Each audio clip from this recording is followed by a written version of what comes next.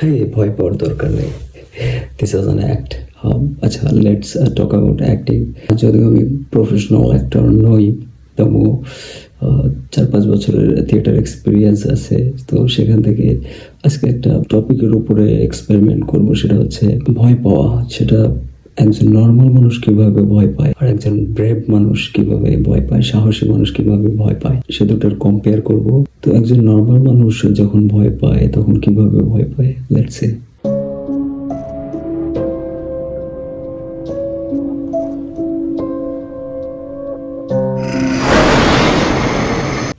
আর একজন সাহসী মানুষ, যার অনেক সাহস আছে, অতি সহজে ভয় পায় না, তো সে যখন এরকম কোনো সিচুয়েশনে পড়ে যায় তার রিয়াকশনটা কিরকম হতে পারে, লেটস সি।